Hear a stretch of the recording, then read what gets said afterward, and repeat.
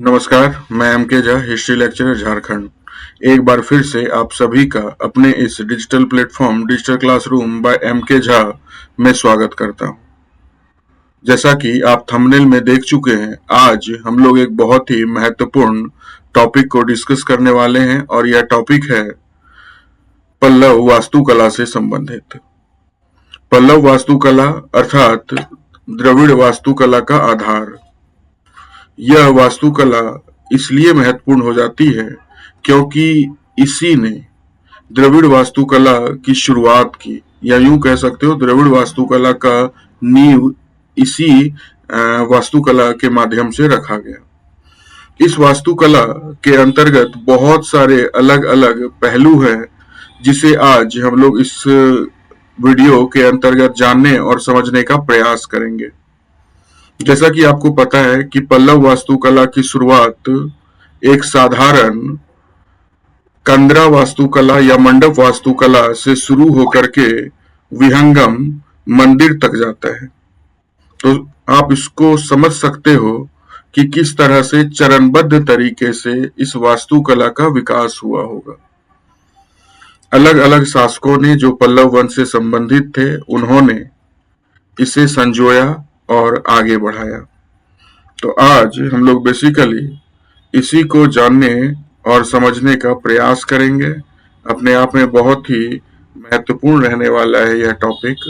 किसी भी एग्जामिनेशन की आप तैयारी करने जा रहे हो, चाहे आप यूपीएससी की तैयारी कर रहे हो या किसी स्टेट पीसीएस एग्जामिनेशन की तैयारी करने जा रहे हो या नेट जेआरएफ जैसी परीक्षाओं की तैयारी करने जा रहे हो इतिहास विषय को लेकर के, या एसएससी दरोगा जैसे एग्जामिनेशन की तैयारी करने जा रहे हो, किसी भी एग्जामिनेशन में इस टॉपिक से लगातार अलग अलग प्रकार के प्रश्न आते हैं। और आज के इस लेक्चर में हम लोग इतनी गहराई के साथ इस पल्लव वास्तुकला को जानेंगे, समझेंगे कि आप जब वीडियो को अंत करोगे तो आप देखोगे कि आपको किसी भी प्रकार की समस्या नहीं होगी।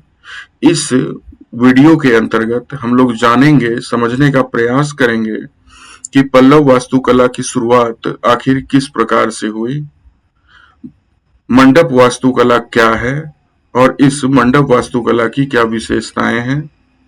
इसके बाद जब उन्होंने अलग अलग प्रकार के रथों का निर्माण किया तो इसकी वास्तुकला शैली क्या थी, कौन कौन से महत्वपूर्ण रथ आज हमारे बीच में मौजूद हैं, और तीसरा जब इन्होंने भव्य मंदिरों का निर्माण किया, एक स्वतंत्र मंदिरों का निर्माण किया, तो उसकी क्या महत्वपूर्ण वास्तुकला रही। आज हम लोग इन्हीं तीनों महत्वपूर्ण चरणों को डिस्कस करेंगे, समझने का प्रयास करेंगे। तो समय को व्यतीत ना करते हुए, समय को ज्यादा बर्बाद ना करते हुए सीधे हम लोग टॉपिक पर आते हैं और डिस्कस करते हैं, समझने का प्रयास करते हैं एग्जामिनेशन के पॉइंट ऑफ व्यू से। जैसा कि मैंने कहा कि यह टॉपिक बहुत ही ज्यादा महत्वपूर्ण रहने वाला है। तो चलिए सीधा हम लोग अब स्क्रीन पर चलेंगे और आपको बतलाने और समझाने का प्रयास करेंगे कि पल्लव वास्तुकला ने किस प्रकार द्रविड़ वास्तुकला शैली का एक आधार तैयार कर दिया। तो आप स्क्रीन पर आ चुके हैं और हम लोग यहाँ पे जानने समझने का प्रयास करेंगे पल्लव वास्तुकला की आखिर क्या महत्वपूर्ण विशेषता है और इसने किस प्रकार द्रविड़ वास्तुकला शैली को एक मजबूत आधार दिया। तो सबसे पहले हम इसको इंट्रोड्यूस करना चाहेंगे आपके बीच कि ये जो हमारा पल्लव वास्तुकला है, एक मिनट, शायद 1 मिनट, चलिए कंटिन्यू करते हैं। तो आप जैसा कि देख पा रहे हैं कि जो पल्लव वास्तुकला है ये दक्षिण भारत का एक महत्वपूर्ण स्थापत्य शैली है जिसका विकास 6वीं से 9वीं शताब्दी के बीच पल्लव शासकों के काल में हुआ है। यह शैली मुख्य रूप से कहाँ पे हम लोगों को देखने को मिलती है, तो यह शैली मुख्य रूप से तमिलनाडु के कांचीपुरम अर्थात कांची में और महाबलीपुरम या जिसे हम मामल्लपुरम के नाम से भी जानते हैं जैसे शहरों में देखने को मिलती है।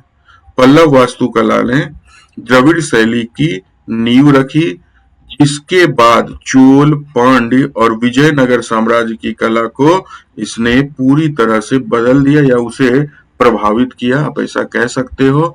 तो शुरुआत अगर द्रविड़ वास्तुकला की कहीं से हुई तो वह पल्लव वास्तुकला से ही हुई है। पल्लव वास्तुकला का ऐतिहासिक महत्व क्या है, ये समझ लेते हैं। तो जैसा कि मैंने कहा, अब इस इमेज में देख सकते हो, इन्होंने शुरुआत इसका किया, चट्टानों को काटकर मंडपों का निर्माण शुरू किया। दूसरे चरण में इन्होंने रथों का निर्माण किया और तीसरे चरण में, इस इमेज में मैंने तीनों महत्वपूर्ण कलाओं को एक साथ आपके सामने प्रेजेंट करने का प्रयास किया है। पल्लव ने रॉक कट यानी चट्टान को काटकर और संरचनात्मक मंदिरों का निर्माण की तकनीक विकसित की। ये पल्लव कला का प्रथम चरण था, है ना। उनकी शैली ने दक्षिण भारत के मंदिर वास्तुकला को गहराई से प्रभावित किया, खासकर चोल काल के बृहदेश्वर मंदिर जैसे उदाहरणों में पल्लव कला स्पष्ट रूप से, या पल्लव कला का एक प्रकार से कह सकते हो मेहनत, स्पष्ट रूप से दिखलाई देता है। यानी जो आधार पल्लव वास्तुकला ने प्रस्तुत किया, उसका एक फलता फूलता स्वरूप बृहदेश्वर के मंदिर में दिखलाई देता है, जिसे चोल वंश के राजा राजाराज प्रथम के द्वारा बनाया गया था। महाबलीपुरम के तटीय मंदिर यूनेस्को की विश्व धरोहर स्थल है। आगे बढ़ते हैं, कुछ और महत्वपूर्ण फैक्ट हम आपके साथ शेयर करेंगे। इस इमेज में मैंने वही चीज दिखाने का प्रयास किया कि किस तरह से उन्होंने शुरुआत, जो पल्लव वास्तुकला की शुरुआत हुई, वो चट्टान को खोदकर गुफा बनाने से शुरू हुआ, जिसे मंडप कहा गया। अगले चरण में अब देख सकते हो इमेज में, उन्होंने अलग अलग प्रकार के रथों का निर्माण किया और तीसरे चरण में जाकर के उन्होंने भव्य मंदिरों का निर्माण कराया। तो ये तीन महत्वपूर्ण चरण में पल्लव वास्तुकला को बांटा जा सकता है और इसी को हम लोग आगे जानेंगे और समझने का प्रयास भी करेंगे। तो निर्माण के चरण की अगर हम लोग बात करें तो पल्लव वास्तुकला का विकास सामान्यतः 3 चरणों में हुआ है। पहला गुफा मंदिर से शुरुआत हुई, जो 6ठी शताब्दी ईसा पूर्व में, सॉरी 6ठी शताब्दी ईस्वी में हुआ। फिर दूसरा चरण है रथ मंदिरों और भित्ति चित्रों की संरचना हुई 7वीं शताब्दी में जाकर के, और अंत में स्वतंत्र पत्थर के मंदिर बनने लगे। ये अंतिम देख सकते हो आप, ये स्वतंत्र रूप से मंदिरों का विकास होने लगा और इसमें अलग अलग जो ग्रेनाइट के पत्थर हैं उसको जोड़कर बनाए गए। शुरुआत में एक बड़ा सा पहाड़ लिया जाता था और उसको शिल्पियों के द्वारा रथों का या मंडप का आकार दिया जाता था और बाद में फिर पत्थरों को तराश कर, जो अंतिम चरण है उसमें पत्थरों को तराश कर एक स्वतंत्र मंदिर का स्वरूप दिया गया, है ना। और यही मैंने जो कहा कि द्रविड़ शैली का यहीं से विकास हुआ 8वीं शताब्दी ईस्वी में। पल्लव वास्तुकला के कुछ महत्वपूर्ण निर्माण, तो आप शुरुआती निर्माण पल्लव वास्तुकला के देख सकते हो। बहुत ही साधारण रूप में हुआ, सामान्य पत्थरों को काट करके, है ना, गुफा का स्वरूप दिया गया और इसी शैली को महेंद्र वर्मन शैली कहा जाता है, क्योंकि महेंद्र वर्मन प्रथम के शासनकाल में इस मंडप शैली या गुफा मंदिर का विकास हुआ था। द्वितीय चरण की बात करें, इसे मामल शैली कहा जाता है, क्योंकि इसमें आपका रथ मंदिर का निर्माण किया गया। ये भी मोनोलिथिक रॉक कट मंदिर है, यानी इसे भी एक बड़े चट्टान को काटकर, लेकिन उसमें एक भव्यता थी, उसको एक प्रकार से कहते हो शिल्पकारों ने अपनी कलाकृति से जीवंत बनाया था। और तीसरे चरण की बात करें, जिसे राजसिंह और नंदीवर्मन शैली कहा जाता है, इसमें स्वतंत्र और भव्य मंदिर बनाए गए। जैसे आप कैलाशनाथ मंदिर, ये कांचीपुरम में है, शोर मंदिर महाबलीपुरम में है, जैसे मंदिरों को आप देखोगे। आगे हम इमेज में भी इन मंदिरों के माध्यम से आपको बतलाने और समझाने का प्रयास करेंगे। तो आप अगर वास्तुकला में रुचि रखते हो, है ना, आर्ट और कल्चर एक बहुत ही महत्वपूर्ण टॉपिक हो जाता है इतिहास के अंतर्गत।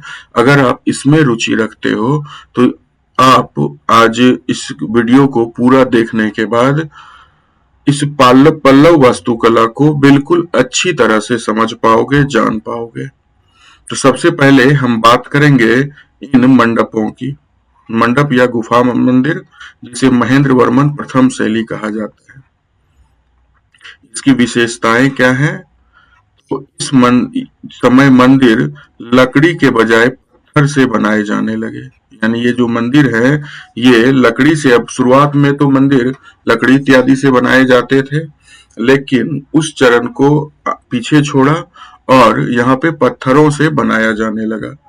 शुरुआत हुई गुफा मंदिरों यानी शैलकृत मंदिरों से, इन्हें मंडप कहा जाता था। है ना, ये मंदिर पहाड़ियों को काट कर बनाए जा सकते थे, जैसा आप इमेज में देख सकते हो। शिल्पकारों ने बड़ी बारीकी के साथ बड़े से चट्टान को काट करके एक मंदिर का स्वरूप दिया है। और अधिकतर मंदिर छोटे होते थे और ज्यादातर सजावट नहीं होती थी।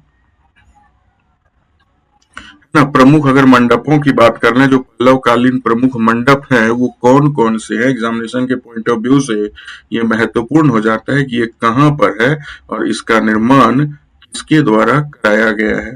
तो सबसे पहला हम नाम लेना चाहेंगे वराह मंडप का, जो महाबलीपुरम में स्थित है, और इसका विकास नरसिंह वर्मन प्रथम के द्वारा किया गया, जिसके नाम पर इस शैली को यानी मंडप शैली को नरसिंह वर्मन प्रथम शैली के नाम से भी जाना जाता है ना। इसमें इसकी विशेषता क्या है? विष्णु का वराह अवतार को यहाँ पे दिखलाया गया है। दूसरा है त्रिमूर्ति मंडप, यह भी महाबलीपुरम में है और इसे भी नरसिंह वर्मन प्रथम ने ही विकसित किया था या बनवाया था। और यहाँ पे त्रिदेव यानी ब्रह्मा, विष्णु और महेश तीनों की मूर्तियां स्थापित की गई हैं। तीसरा है एकांबरनाथर गुफा, ये कांचीपुरम में है और नरसिंह वर्मन द्वितीय के द्वारा इसका विकास कराया गया। यहाँ पे एक शिवलिंग की भी स्थापना की गई। और तीसरा है मंगपट्टू गुफा। मंगपट्टू गुफा का क्या खूबी है? तो ये आपका चिंगलपेट में है और इसे भी महेंद्र वर्मन प्रथम ने ही विकसित कराया। और जो ये मंगपट्टू का गुफा है, ये सबसे प्राचीन पल्लव गुफा है, जिसे महेंद्र वर्मन प्रथम ने विकसित कराया था। तो आप इस इमेज में मंगपट्टू के गुफा को देख सकते हो। आगे बढ़ते हैं, अब हम लोग दूसरी शैली की ओर आगे बढ़ेंगे, यानी कि जो रथों का निर्माण हुआ है ना, तो उसको अब हम लोग जानेंगे। रथ मंदिर, और ये जो रथ मंदिर बनाए गए हैं, कैसे बनाए गए हैं? तो ये मोनोलिथिक रॉक कट मंदिर माम्मल शैली के उदाहरण हैं। आप इमेज में देख सकते हो, ये महाबलीपुरम का एक महत्वपूर्ण रथ है और बेसिकली इसका जो निर्माण किया गया है वो एक बड़ा सा चट्टान जिसको काट करके एक रथ का स्वरूप दिया गया, इसीलिए इसे मोनोलिथिक रॉक कट मंदिर कहा जाता है। यानी एक ही चट्टान को काट करके बनाया गया मंदिर। यह महाबलीपुरम मामलपुर में स्थित पल्लव कालीन रथ मंदिर 7वीं-8वीं शताब्दी में निर्मित है। ये मंदिर मोनोलिथिक एकाश्म शैली में बने हैं, यानी इन्हें एक ही विशाल ग्रेनाइट चट्टान को काटकर तराशा गया है। इन्हें पंचरथ भी कहा जाता है। क्यों कहा जाता है? क्योंकि यहाँ पर 5 अलग अलग प्रकार के रथों का निर्माण किया गया है और महाभारत के 5 महत्वपूर्ण किरदारों के ऊपर ये सभी रथ बनाए गए हैं। क्योंकि ये 5 अलग अलग मंदिर हैं जो महाभारत के पांडवों और द्रौपदी को समर्पित किया गया है। इसमें सबसे महत्वपूर्ण है धर्मराज रथ, उसके बाद भीम रथ, अर्जुन रथ, नकुल और सहदेव रथ और अंतिम में है द्रौपदी रथ। ये 5 महत्वपूर्ण रथ बनाए गए हैं, इसीलिए इन्हें पंचरथ के नाम से जाना जाता है, जिसे हम आगे देखने वाले हैं। तो रथ मंदिरों की ऐतिहासिक पृष्ठभूमि क्या है, थोड़ा सा हम इस पर नजर डाल लेते हैं। तो इन मंदिरों का निर्माण नरसिंह वर्मन प्रथम, जिसे हम माम्मल के नाम से भी जानते हैं, और उनके उत्तराधिकारियों ने करवाया। इसीलिए इस शैली को की वास्तुकला को माम्मल शैली भी कहा जाता है। ये मंदिर पल्लवों की वास्तुकला के प्रयोगात्मक चरण को दर्शाते हैं, जो बाद में कांचीपुरम के कैलाशनाथ मंदिर जैसे भव्य स्थापत्य का आधार बना। और आगे अगर हम लोग बात करें, यूनेस्को विश्व धरोहर की सूची में इसे 1984 में, है ना, शामिल कर लिया गया है। यानी 1984 में महाबलीपुरम के स्मारकों के साथ इन्हें भी विश्व धरोहर सूची में शामिल कर लिया गया है। तो ये अलग अलग प्रकार के रथ नरसिंह वर्मन प्रथम के शासन काल में बनाए गए हैं, और इन्हीं के नाम पर इसे मामल शैली, क्योंकि नरसिंह वर्मन प्रथम को मामल श्री के नाम से जाना जाता था, और इन्हीं के द्वारा जो विकसित शैली है उसे मामल शैली नाम दिया गया है। ये जो रथों का निर्माण हुआ वो पल्लव कालीन दूसरे चरण की बात हो रही है। इसकी विशेषता क्या है, इसको समझते हैं। वास्तुकला और कलात्मक विशेषताओं की यहाँ पे हम बात करेंगे। तो सबसे पहला विशेषता है, ये मोनोलिथिक निर्माण थे, यानी एक ही पत्थर को काट कर इसे बनाया गया था, जो पल्लव शिल्पियों के कौशल का उदाहरण प्रस्तुत करता है। यानी पल्लव कालीन जो शिल्पी रहे होंगे वो कितने अधिक टैलेंटेड रहे होंगे, इससे पता चलता है। मोनोलिथिक जब उन्होंने निर्माण किया, यानी एक ही पत्थर को तराश करके उन्होंने इसका निर्माण किया। इसमें कई शैलियों का मिश्रण है, जैसे द्रविड़ शैली। द्रविड़ शैली की मुख्य विशेषता क्या है, जो इसका शीर्ष होता है वो पिरामिडाकार होता है, एक पिरामिड के समान, है ना। ये द्रविड़ शैली की विशेषता होती है। आप देखोगे एक है ना, इस तरह का स्वरूप लिया है। दूसरा, नागर शैली के तत्व, यानी छोटे शिखर और अलंकरण देखने को मिलते हैं। और तीसरा है बौद्ध शैली, जो गजपृष्ठ शैली है, यानी हाथी के पीठ के समान, है ना। हाथी का पीठ कुछ ऐसा ही होता है ना। तो इस आकार में आप कह सकते हो इन रथों का निर्माण किया। हाथी के पीठ जैसी छत भीम और नकुल सहदेव रथ में देखने को मिलती है। बौद्ध विहारों से ये प्रभावित है। तो इस तरह से आप कह सकते हो कि बहुत ही खूबसूरती के साथ इन रथों को प्रस्तुत किया गया। एक एक करके हम सबको देखने का और समझने का प्रयास करते हैं। ये पांचों रथ कौन कौन से। तो इमेज में आप पहला देख पा रहे हो, ये जो है ये धर्मराज रथ है। यह रथ सबसे बड़ा और भव्य, एग्जामिनेशन में पूछा जाता है कि पंच रथों में सबसे बड़ा और भव्य कौन सा रथ है, तो याद रखना है वह है युधिष्ठिर या धर्मराज के नाम पर रखा गया धर्मराज रथ। इसकी वास्तुकला किस प्रकार की है, देखिए इसका जो छत है वो पिरामिड अनुसार है, पिरामिड के समान है ना। और यही इसकी विशेषता, द्रविड़ शैली की ऊंची छत जिसमें विमान की मौजूदगी और 3 मंजिला संरचना इसमें देखने को मिलती है। विशेषता की बात करें तो मंदिरों की दीवारों पर भगवान शिव, विष्णु और अन्य देवताओं की मूर्तियां उत्कीर्ण की गई हैं, और यही द्रविड़ वास्तुकला का शुरुआत है। यहीं से द्रविड़ वास्तुकला की शुरुआत हुई है। दूसरा महत्वपूर्ण है भीमरथ। आप देख सकते हो इसका जो छत है वो गज के पीठ के समान है, हाथी के पीठ के समान है ना। तो भीम के आयताकार इसका आकार है, और भीम के नाम पर इसका नामकरण किया गया है भीमरथ। छत इसका गजपृष्ठ के समान है, यानी हाथी के पीठ जैसी वक्राकार शैली। और ये इसकी जो प्रेरणा ली गई है, कहां से ली गई है, तो बौद्ध निर्माण से या बौद्ध कलाओं से, बौद्ध विहारों से, है ना। इसकी जो प्रेरणा मुख्य रूप से ली गई है वो बौद्ध विहारों से ली गई है। खास बात क्या है इसका अधूरा निर्माण है, जो पल्लव शिल्पियों के तरीकों को समझने का हम लोगों को अवसर देता है। तीसरा है अर्जुन रथ। आप इमेज में देख सकते हो, यह भी द्रविड़ शैली का एक अच्छा उदाहरण है ना। इसका भी शिखर पिरामिड नुमा है, यानी छत पर छोटे छोटे मंदिरों जैसी आकृतियां बनाई गई हैं। और प्रसिद्ध नक्काशी इसमें क्या है, अर्जुन की तपस्या या गंगा अवतरण का दृश्य। हालांकि यह विवादित है। क्या विवाद है, अलग अलग इतिहासकार इसे अलग अलग स्वरूप में मानते हैं। कुछ का मानना है कि इसमें अर्जुन तपस्या, इसमें जो इमेज है, एक मूर्ति है, वो विवादास्पद है। इसमें एक्चुअली में ये दिखलाया गया है कि आसमान से एक प्रकाश नुमा कोई चीज आ रहा है और अर्जुन उसे तपस्या करके प्राप्त कर रहा है। तो ऐसी मान्यता है कि अर्जुन ने जब तपस्या किया था तो उसे कई प्रकार के दिव्यास्त्र प्राप्त हुए थे और उसी को यहाँ पे दर्शाया गया है। और कुछ इतिहासकार इसे भागीरथ की तपस्या से जोड़ते हैं और वो प्रकाशनुमा जो चीज है वो वास्तव में गंगा जी का धरती पर पदार्पण है। तो जो भी है उस पर हम डिबेट, वो तो डिबेट का विषय है, उस पर हम नहीं जा रहे हैं। बस आपको ये समझना है कि इसकी जो नक्काशी है वो भी बहुत ही भव्य है। इसे अर्जुन रथ का नाम दिया गया है, तो मान के चलेंगे इसमें अर्जुन की तपस्या को ही दर्शाया गया होगा। आगे हम लोग बात करें नकुल और सहदेव रथ। इसका भी जो छत है वो गज के पृष्ठ के समान ही है, गज के पीठ के समान ही है।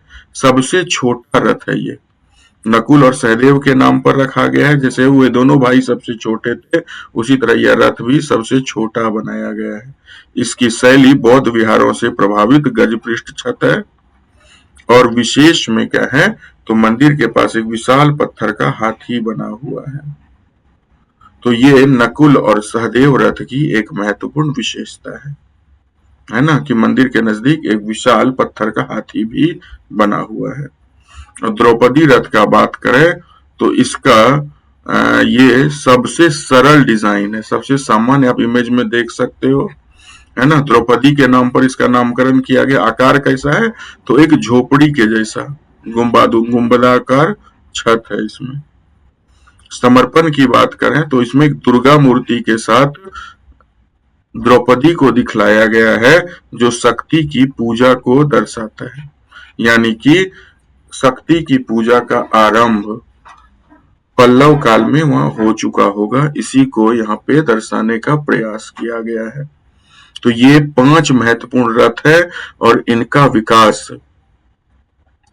है ना, इसी पल्लव काल में हुआ था और जो मामल शैली का एक महत्वपूर्ण उदाहरण है ये 55 रथ। और अब हम लोग तृतीय चरण की बात करेंगे। तृतीय चरण में आप देख सकते हो अलग अलग भव्य अब स्वतंत्र मंदिरों का निर्माण होने लगा। इसे राज सिंह और नंदी वर्मन जैसे शासकों ने पोषित किया और इसीलिए इस शैली को राज सिंह और नंदी वर्मन शैली के नाम से जाना जाता है। इसमें पत्थर के मुक्त मंदिरों का यह काल है ना। और इसकी विशेषता क्या है तो अब कला में अधिक स्थायित्व आ गया और भव्यताई, यानी आर्ट अब ज्यादा परिष्कृत हो गया। इस काल में आते आते जो कला है वो ज्यादा परिष्कृत हुआ। मंदिर केवल गुफाओं या चट्टानों तक सीमित नहीं रहे, अब खुले स्थानों पर भी मंदिर बनाए जाने लगे। जहां भी मैदान रहे, शुरुआत में क्या हुआ कि मंडप को बनाने के लिए या फिर रथों को बनाने के लिए बड़े चट्टानों की ही आवश्यकता थी, उसके बिना संभव नहीं था आकृति बनाना। लेकिन जब ये तकनीक विकसित हुई, यानी कि अब पत्थर के छोटे छोटे टुकड़ों को जोड़ करके मंदिर बनाने का वे लोग तरीका सीख गए। इससे ही बेसिकली द्रविड़ शैली का शुरुआत हुआ, द्रविड़ शैली का विकास शुरू हुआ, जो आगे चलकर चोल, पांड्य और विजयनगर शैली में दिखलाई देती है। इसके प्रमुख उदाहरण कौन कौन है? इसके प्रमुख उदाहरण है, आप इमेज में देख सकते हो, कांचीपुरम का कैलाशनाथ मंदिर बहुत ही भव्य है, ये है। और दूसरा है सूर्य मंदिर, जो एक समुद्र के किनारे होने के कारण, है ना, बंगाल की खाड़ी की तट पर मौजूद होने के कारण इसे सूर्य मंदिर का संज्ञा दिया गया। दोनों को आप इमेज में देख सकते हो। तो पल्लवों के द्वारा निर्मित ये पहला स्वतंत्र मंदिर है। कौन सा? कांचीपुरम स्थित, अब इमेज में देख सकते हो, है ना, ये है आपका कैलाशनाथ मंदिर, है ना। ये आपका जो मंदिर है ये कैलाशनाथ मंदिर है। दूसरा जो मंदिर है ये सौर मंदिर है ना, ये महाबलीपुरम में है। और ये बंगाल की खाड़ी किनारे स्थित होने के कारण इसे सूर्य मंदिर कहा जाता है। कैलाशनाथ मंदिर कांचीपुरम की थोड़ी सी वास्तुकला विशेषता को हम लोग देखेंगे और उसके बाद हम लोग चलेंगे सूर्य मंदिर की तरफ।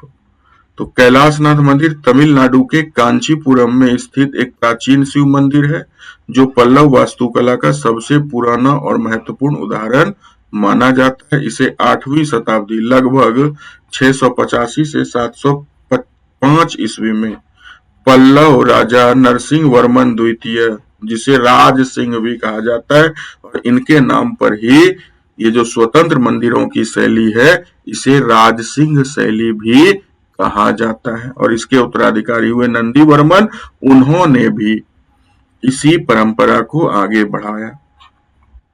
यह मंदिर द्रविड़ शैली के विकास में एक मील का पत्थर है और इसके बाद चोल और विजयनगर मंदिरों को इसने सीधे तौर पर प्रभावित किया है। आप देख सकते हैं किस तरह से चरणबद्ध तरीके से धीरे धीरे इन मंदिरों का विकास हुआ।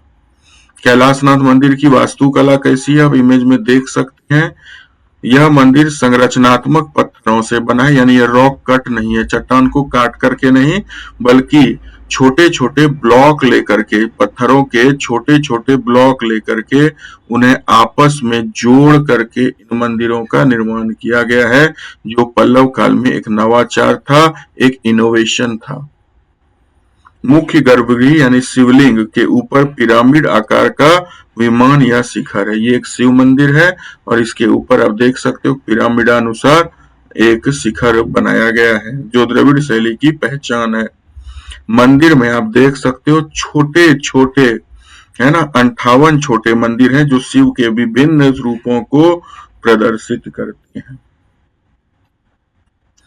अब हम लोग बात करेंगे सूर्य मंदिर के। आप देख सकते हो ये बिल्कुल महाबलीपुरम में स्थित और बिल्कुल समुद्र तट के किनारे स्थित है।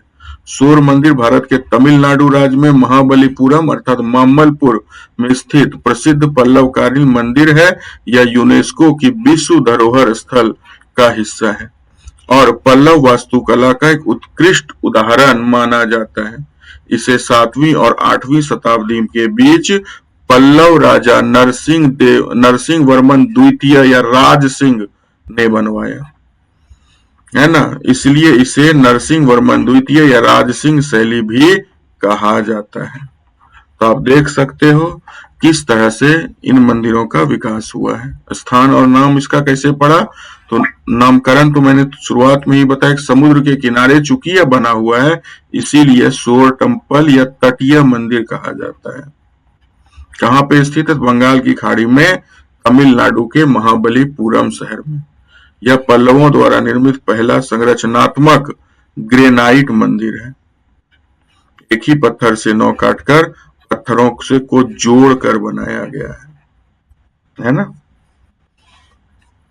सूर्य मंदिर की वास्तुकला को भी एक नजर में देखेंगे तो यह मंदिर भी द्रविड़ शैली में बना है जिसमें पिरामिड आकार का शिखर या विमान है। इसके दो मुख्य गर्भगृह हैं। इसमें इस मंदिर में सूर्य मंदिर में आपको इमेज में देख लो, दो महत्वपूर्ण गर्भगृह, एक इसमें है और एक इसमें है। दो महत्वपूर्ण यानी दो अलग अलग, एक ही अंग प्रांगण में दो अलग अलग मंदिर बनाए गए हैं। हाँ, तो एक आपका जो दक्षिण की ओर है उसमें भगवान शिव की प्रतिमा है और जो दूसरा है वो पूर्व की ओर उसमें भगवान विष्णु है। मंदिर के पीछे एक तीसरा छोटा शिवलिंग भी स्थापित है। मंदिर के पीछे एक शिवलिंग भी स्थापित है और इसकी खासियत क्या है, तो जब आप यहाँ घूमने जाओगे तो सूर्योदय और सूर्यास्त के समय मंदिर का नजारा अद्भुत लगता है। तो यही आज का महत्वपूर्ण टॉपिक था, पल्लवकालीन वास्तुकला। उम्मीद है आपको यह टॉपिक अच्छे तरीके से समझ में आया होगा। आप 1 से 2 बार इस वीडियो को अच्छी तरह से देखिएगा, उसका स्क्रीनशॉट लेकर के आप उसे नोट्स के रूप में भी इस्तेमाल कर सकते हैं ताकि आप पल्लव वास्तुकला को ज्यादा बेहतर तरीके से समझ सकें। अगर मेरा यह वीडियो आप लोगों को पसंद आया तो प्लीज चैनल को आप लाइक करिएगा, चैनल को आप सब्सक्राइब करिएगा और इस वीडियो को आप लाइक करिएगा। तो आज के इस वीडियो में इतना ही। मिलते हैं आप लोगों से अगले वीडियो में, और उसमें हम लोग इसी तरह के कुछ और यूनिक और महत्वपूर्ण टॉपिक लेकर के आएंगे जो आपके एग्जामिनेशन के पॉइंट ऑफ व्यू से बहुत ही ज्यादा महत्वपूर्ण रहेंगे। तो आज के इस टॉपिक में इतना ही। मिलते हैं आप लोगों से अगले टॉपिक में। तब तक के लिए धन्यवाद।